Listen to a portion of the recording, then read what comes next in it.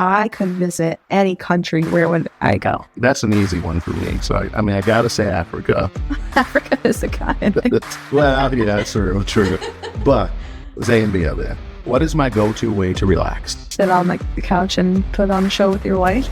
Ding, ding, ding, ding, ding. Definitely sitting watching TV, y'all. Not gonna lie about that one. Every day. Every day. How important is it for dads to listen, even when it's about the small things? A father doesn't listen in little things, and he won't hear about the big things. One of the things I've learned is that the small things are actually big things. Mm-hmm. What's one mistake you think dads sometimes make without even realizing? Like typically a dad isn't around as much, maybe he's working more, like he has to do more. Because I think too often we just want to go home, relax, you had a tough day at work or whatever it is. But that could be a blind spot because you could be stealing from the relationships that ultimately matter the most to you. I think it's important too for dads to have a support system of their own. We're loving our family because we get up every day, we go to work, we work hard to try to provide the best we can. Yes, those things are true, but are we teaching our family? Are we equipping them? Are we discipling them? Are we being the head? Enjoying our time. Like those things matter way more. I bless your mind to have wisdom beyond your years. I bless your hands to heal and to serve. I bless your feet to go wherever God calls, whether it's across the street or across the world.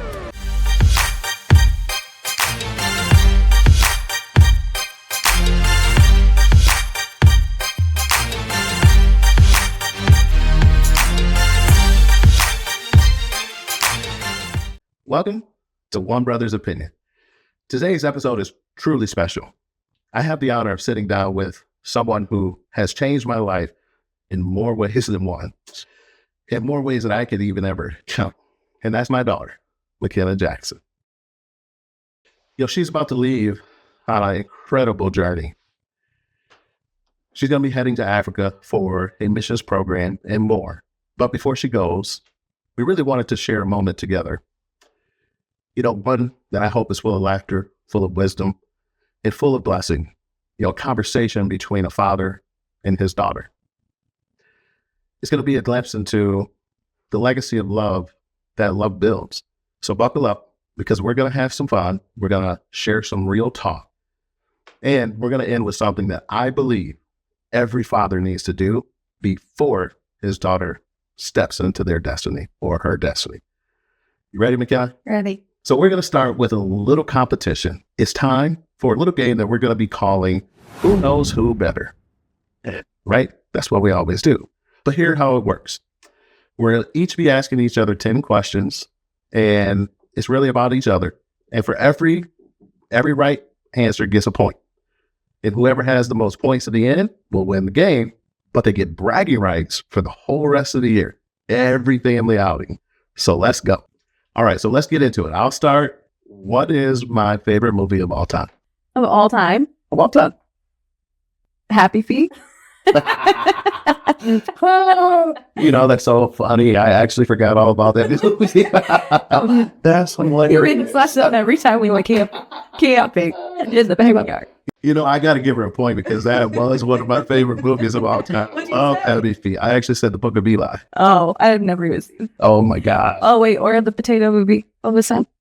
Faith Like Potatoes. Yeah. Yeah, that was a great movie. 4 seasons though. Nothing like Happy Feet. Though. But nothing like Happy Feet. Nothing like Happy Feet. That was truly one of my most favorite movies. But The Book of Eli, I watched, I probably dare say, at least 8 times in the theater. Oh. It was crazy. So I should probably watch it. Yeah. All right. So what's yours? I'll give her a point on that one, y'all. Yeah, I deserve it. I've watched Happy Feet more than 8 times because of you. Yes. Okay, what's my favorite food? I hate to go with something so boring, but I just think about all the things I've watched you eat lately. Which is? But, oh man, I feel like you've just been eating on carrots and vegetables and all kind of stuff lately. But I still got to stick with pizza. Pizza? Yeah. No. Fair enough. I could go for a slice of pizza every once in a while, but a favorite is a little bit. Yeah, that's why I was stuck with the favorite. But What was What my do you go favorite restaurant when I was little? what was your favorite restaurant? See how she got 2 questions in? I'm giving you another opportunity to get a point, so you don't get one. How's just giving me an opportunity? Your favorite restaurant when you were And so I'll tell you. favorite restaurant? Ruby Tuesday. Ruby Tuesday. Because they had a Salad bar.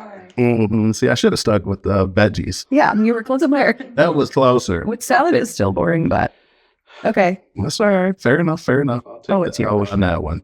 All right. What's my favorite meal? Favorite meal? Favorite meal? Can I go for favorite dessert and call again? Oh, no. No. I'm cheating here. Your favorite meal? Ribs? Favorite meal. Barbecue ribs. It's a good one. It's a good one. How about the ham balls? Are you serious? Me too. I love meatballs. Love me some ham They're balls. so good. Yes, love me some ham balls. Okay, so 1 point. 1 BC, you're on. One. What'd you get 1 for? That, I haven't answered your question yet. Yeah, my question is, who's my favorite Bible character? I mean, I gotta go with Jesus. Fair enough. Yeah, you're probably right. I started thinking about Ruth or some others. None in there. I mean, it's gotta be Jesus. Gotta be. Okay, so 1-1. If I could live anywhere in the world, where would it be? Lately? Yeah, lately. Good old Hudsonville, Michigan.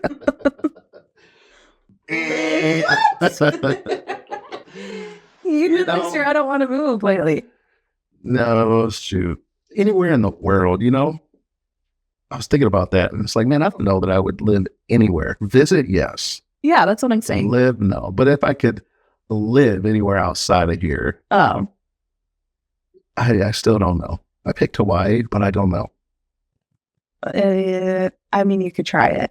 I think I'm right, to be honest, but Do you think she's right, guys? I won't take the point.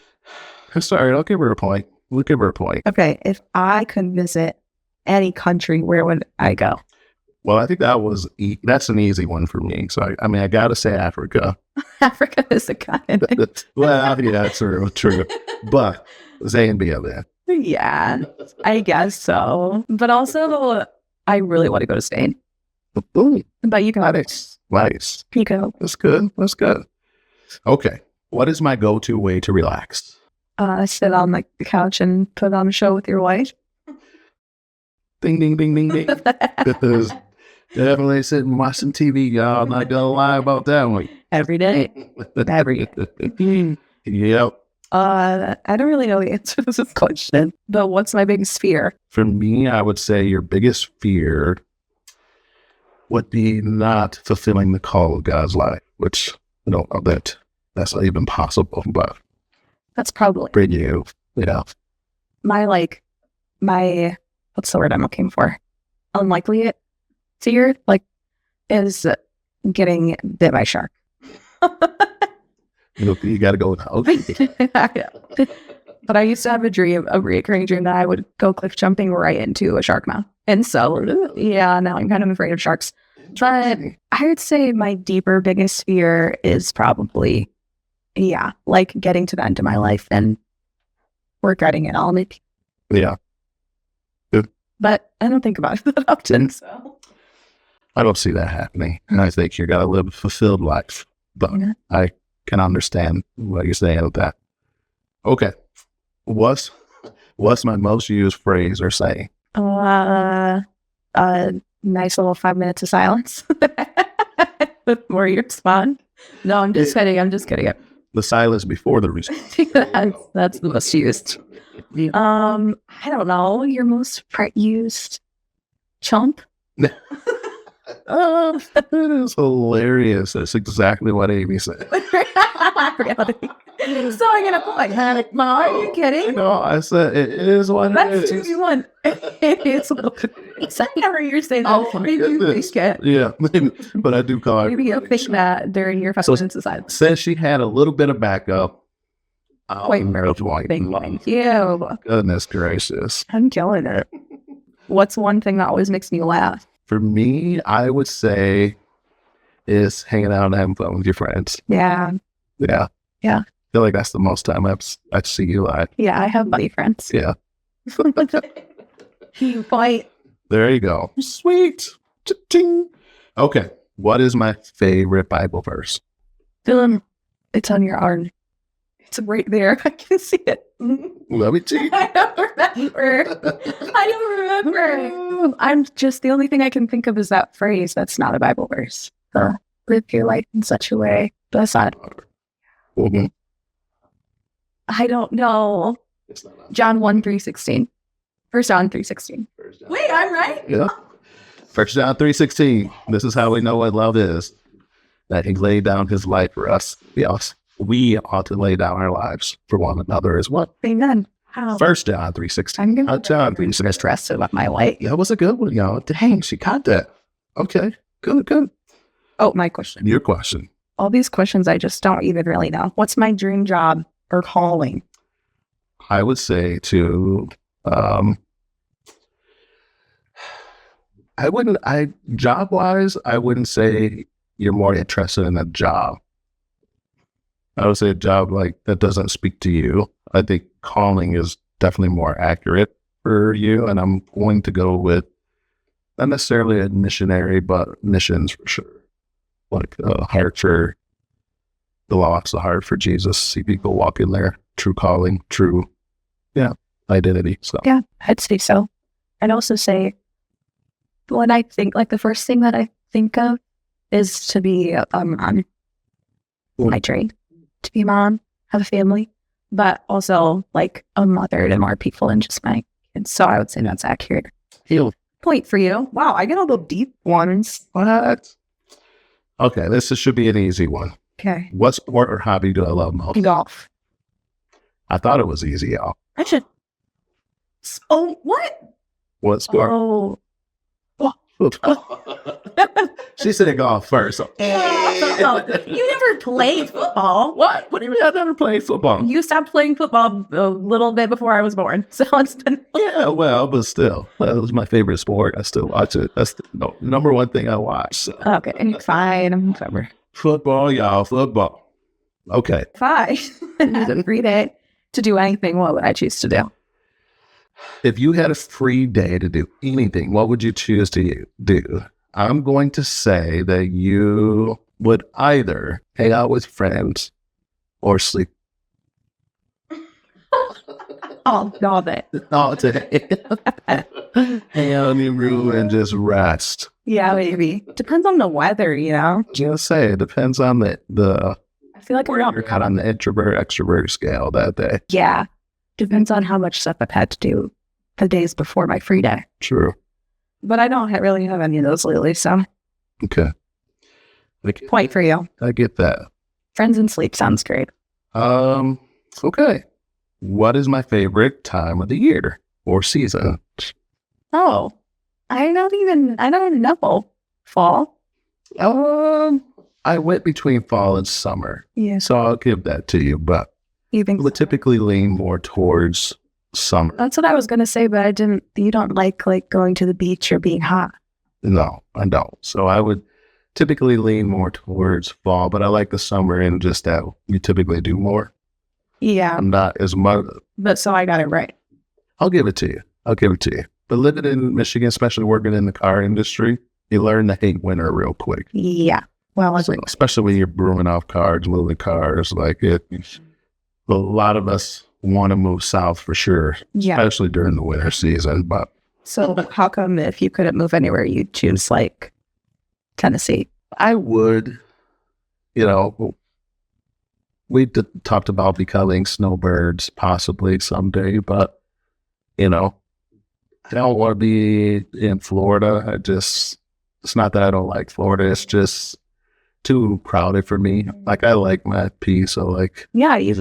but I also like to be close enough to things that we can do things, not be too far. Yeah. Plus, I don't want to be too far away from family. So, Yeah. but we, Tennessee, Georgia, Carolina. let's see, somewhere like that, That'll be fun. That's why I picked Hawaii, because, you can still go to the beach, a lot of beautiful oceans. That's the issue. I figured, hey, it's a plane right away, right? $1,000 later. Yeah, no doubt. What's my favorite worship song right now? I have no idea. Because you know some songs that I'm sure I don't know, but I had to go with I Know a Name. Like, I branded it. Like, I don't even know that song. I don't think. Actually, it's probably my favorite song. Really? Okay. I don't know.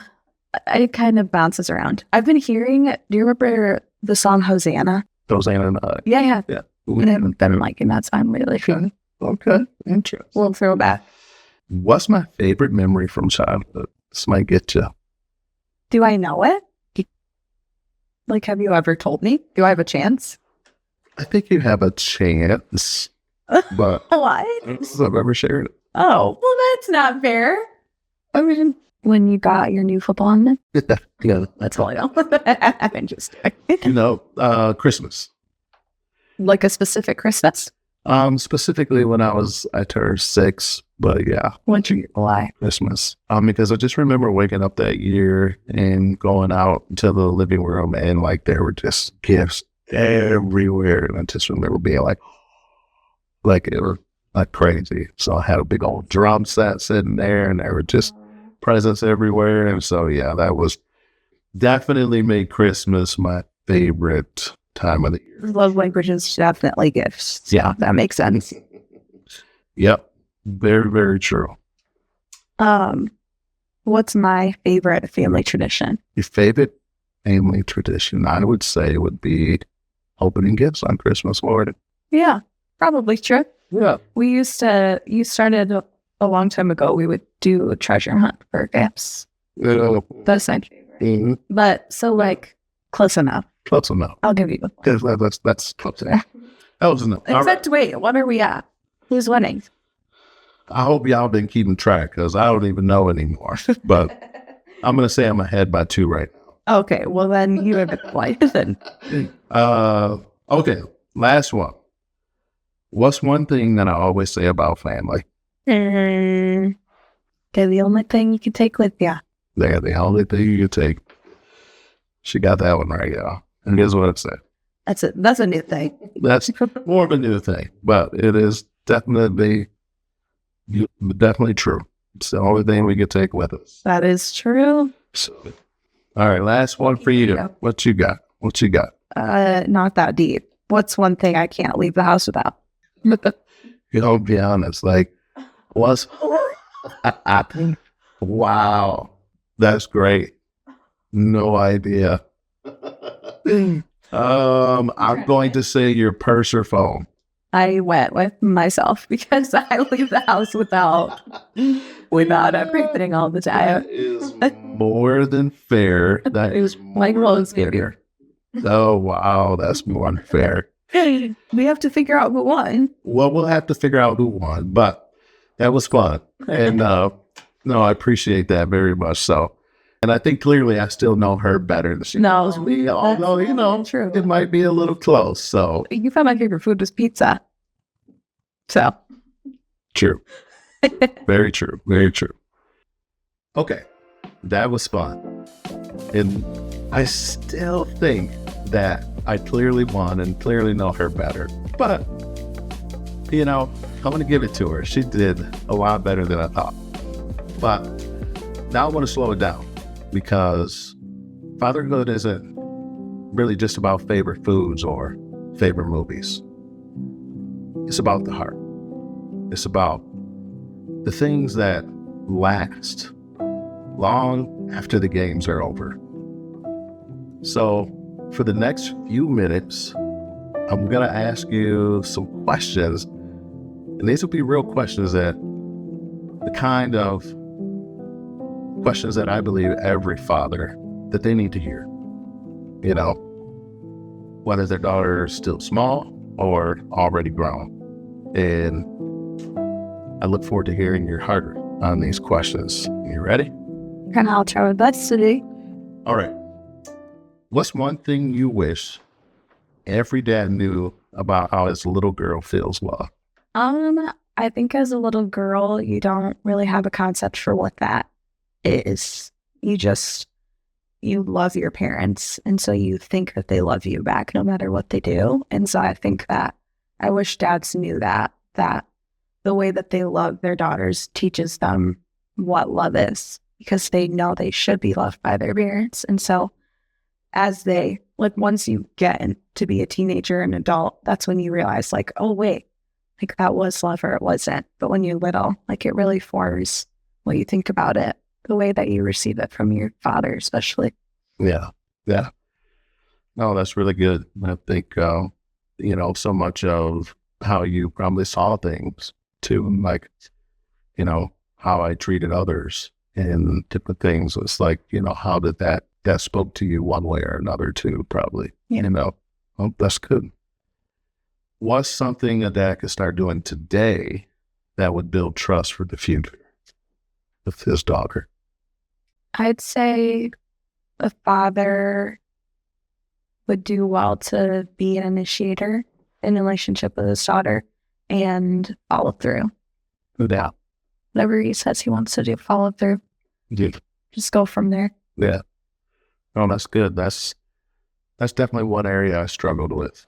You try to do so many things and sometimes you say things out of excitement, not realizing that maybe I can't fulfill it, or maybe, it's just in that moment you're excited and you think you can do something and next thing you realize you can't.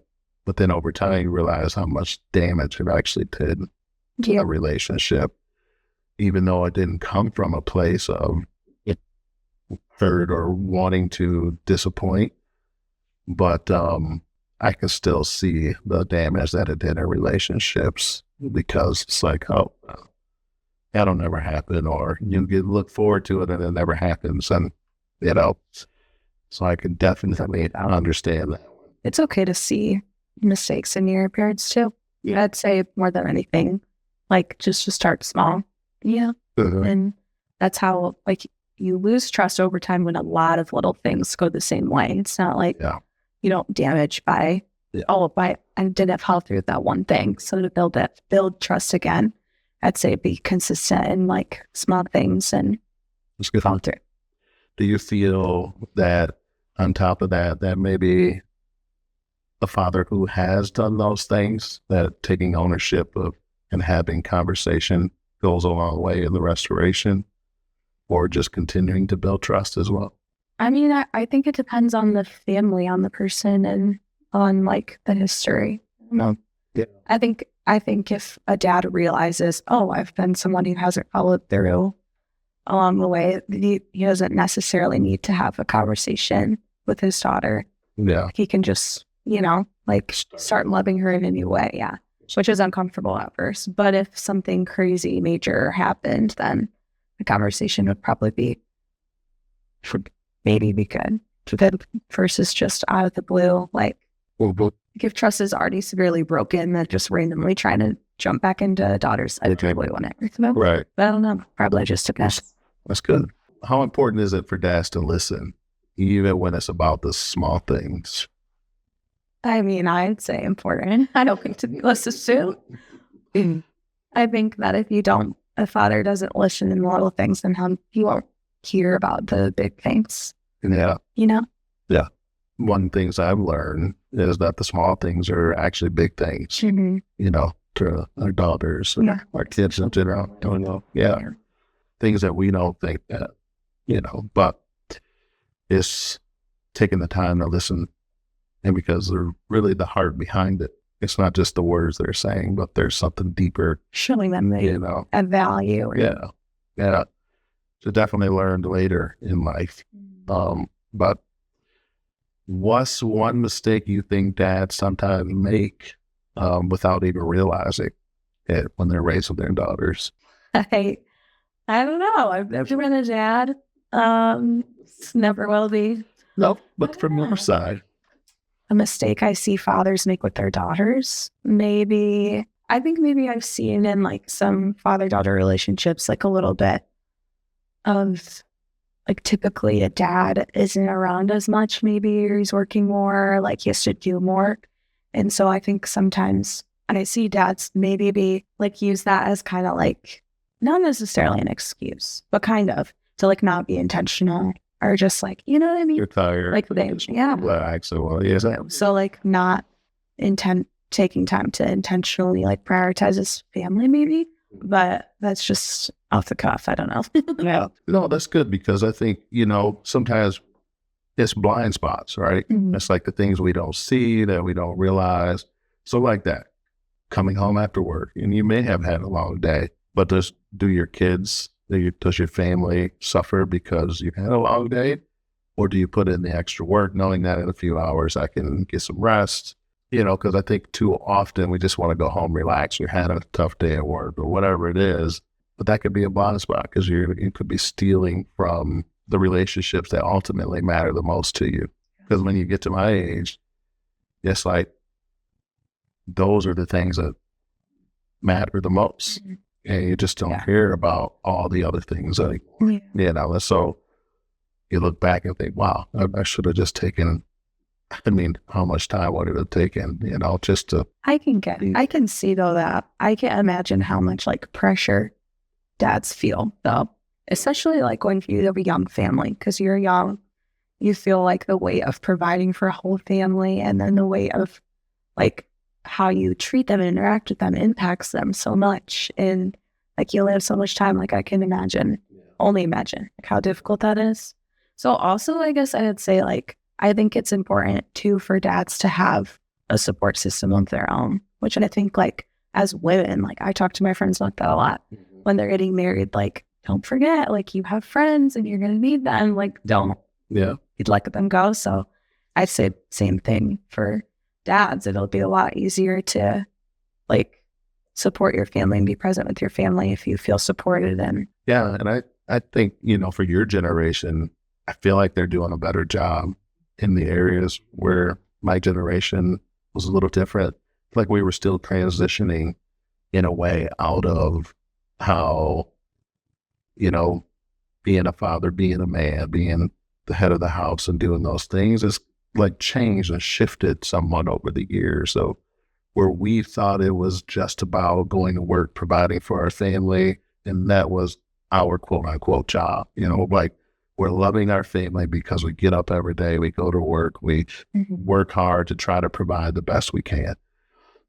Where, yes, those things are true, but are we teaching our family? Are we equipping them? Are we discipling them? Are we being the head? enjoying our time? Like those things matter way more than just going out and providing. It's like, it's all encompassing. It's not just one thing, but I feel like I've seen your generation do a better job in that. And some of the young men that I talk to and watch and observe, they're definitely doing a better job. That's encouraging. So, yeah. And maybe you see that different in your friend group or? No, they don't know. My friends are just starting to be dads, so I'd say they're doing a pretty good job. Good. What's a memory from childhood that made you feel seen or special by your dad? I remember one time you pretended to stay asleep so I could paint your toes. Yeah. That actually made me feel, it was just like fun. Yeah. And I knew that you were pretending. So it was like fun. Or even like all our daddy-daughter dances made me feel special, like matching with you. I loved that. I hated that. So maybe that, I don't know. The matching outfits, those are good. Seeing your tie. Yeah. Oh, the tie reveal made me feel so special. So you hear that, guys? That's right. Keep that in mind. Match your tie to your daughter's. That's right. Match your tie. What's one thing you would want a father to speak over his daughter every day? Every day? I hope that my husband speaks over my daughter every day, that she's loved and safe and desired, that he's glad that he's her dad, and just like everything that he sees in her, like her potential and what God's set out for her, the truth of scripture. I don't know. Yeah. So a lot, I guess. That's awesome. It's awesome. I love that. That's, I think words of affirmation, but more so even, scripture, just reminding her of who God said she is and that she is loved and she is precious and, she deserves to have that love in her life, as well. And so I think that's extremely important. That's really good. I also think it just is really important for kids, from anybody, to hear about themselves in a positive way, of like how you experience them and like the gold that you see in them, because they just like grab onto it, like affirms them, and then it gives them something to like, I don't know, value in themselves and like work toward. But especially as a dad in the family, I feel like he provides so much identity almost in those ways. Like you telling me about when I was little and how I fell off that bike, like you always share that memory. So then to me, I've been able to, even when I've doubted that, like come back to that as like, no, I've always been somebody who's like had joy, even if I'm struggling to do something. Like that is something that now is ingrained in who I know myself to be, because you pointed that out to me when I was little. So like, I feel like that's really important for dad. And like encouragement, like, no, like you can do this. Like, I believe in you. You can do this. Like a dad makes a daughter feel strong and capable. Yeah. Well, that's awesome. And that's beautiful. So many memories. Yeah. Thanks for sharing that. All right. Last question. If a dad is afraid he's not doing enough, what would you tell him?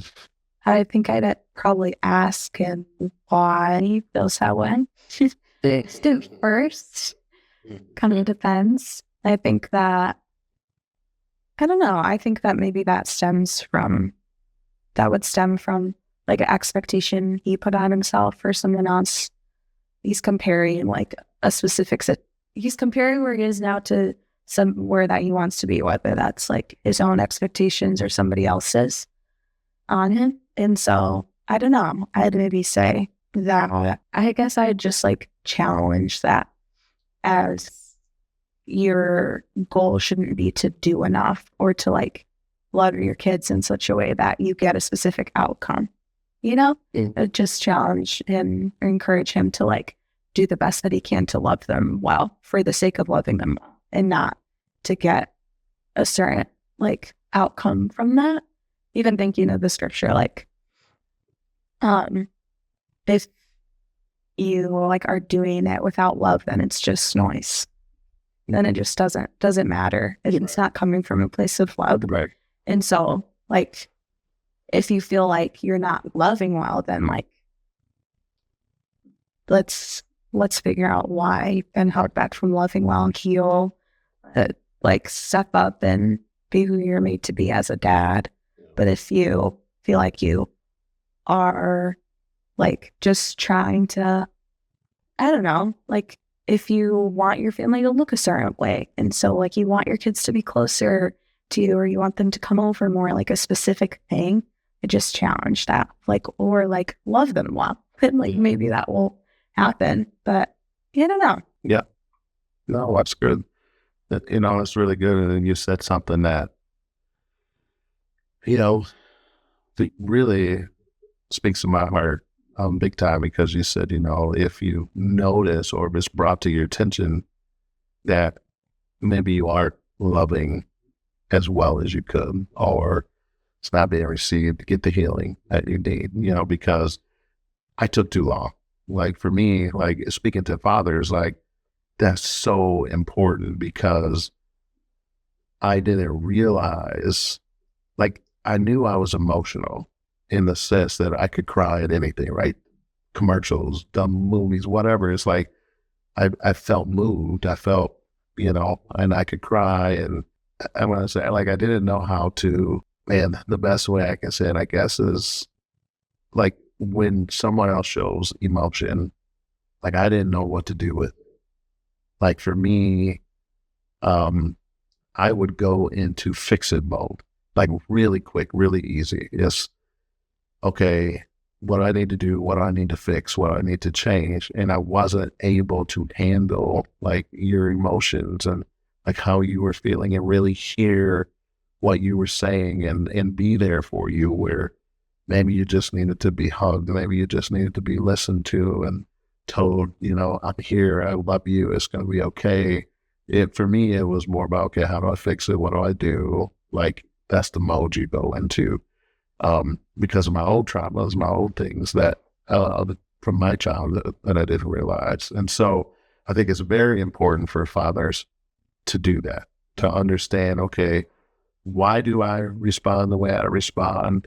Why do I react the way I react? Like, dig deep so that they can understand. And I would prefer they do this work before they get in the relationship, because it's also going to affect their relationship with their wives.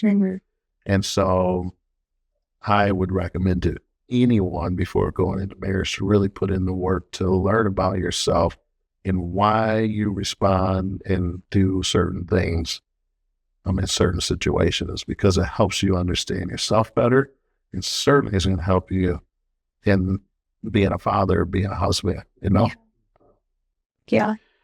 Yeah. Well, that's awesome, man. Thanks so much for sharing. It was really beautiful, and it means more to me than you'll ever know. Just, hear your advice, hear your input, also hear some of the things from our past that, I know would have been hurts and would have been, loving moments. And so that was really good. And, it reminds me that, relationships are built in big speeches. They're built in the quiet moments, the little moments, the day by days, that we often lose sight of because we're just waiting for the next big thing. For me, that's just how I was. It was always the next big thing. What can I do? Like, get them a pool, get them a bike, get them a PlayStation, get them, it was always the next big thing. But you guys just wanted the little moments, the small, tender moments that sometimes I missed, Maybe we didn't want them, but we gave them. Yeah, 100%. 100%.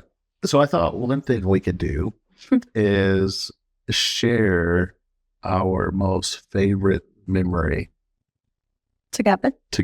Yeah. Okay. Do you have one in mind? Oh, I would say that it honestly was, I think it was your 5th birthday or 6th birthday, where you brought up earlier. So it was kind of funny that you brought that up. Gonna call it your bike? No, when me pretending to be asleep and like all your friends being over and putting stuff in my hair and painting my nails, and it was just to be able to see the joy in, just you have fun and, being loved, and all your friends loved it, that you could do that with your dad. And it was just such a fun moment to really do, in that moment with you. And like, that was probably one of my favorite memories of just something that we did together, and just seeing the joy. Yeah. Yeah. That's cute. Yeah. I forgot about all my friends being there too. Yeah. You had a bunch of friends over. You guys were putting stuff in my hair, and then I would act like I'd wake up and say, I knew you were going to get it. Of course. Maybe reveal, hopefully all those friends are watching. Pete was feet. Yeah. A little bit, but it was a lot of fun. Yeah, well, he's I always had a blast. And it was definitely a blast. What about you? I think it's so crazy because the first thing that came to mind, I was little. Like, the first thing that came to mind was when I could first wrap my hand around 2 of your fingers. It was like I was elated. I was so excited because I could only hold one finger for so long. I guess that was a big deal to me when I was little. And I remember when I could finally hold 2 of your fingers. I guess that was the favorite memories. First thing that came to mind. It's beautiful. But yeah, we used to watch the stars together too. Yeah. And I loved that on the driveway, sleeping bags. Yes. Yeah. It's all time fave. I love that. Love that. Those memories are treasures. They're the building blocks of a legacy. But before we end today, I want to do something even more important. Something that fathers were always meant to do. I want to bless you. Not for today, not just for Africa, but for every chapter of your life that is still to come. So bear with me as I hope I can get through this. But you ready? Happy. I had to write it down. So, McKenna, I bless you to know who you are. You are not defined by this world, its labels, its opinions, or its expectations. You are defined by the fingerprints of the one who made you. You are loved without condition, chosen without competition, and sent without fear. I bless you to walk boldly in your identity as a daughter of the King, a light in dark places, a voice for the voiceless, and a warrior clothed in grace. I bless your mind to have wisdom beyond your years. I bless your hands to heal and to serve. I bless your feet to go wherever God calls, whether it's across the street or across the world. I bless your future, that it would be filled with divine encounters, holy friendships, and dreams that are birthed in heaven. Wherever you go, His Spirit will go before you. His goodness and His mercy will always follow you.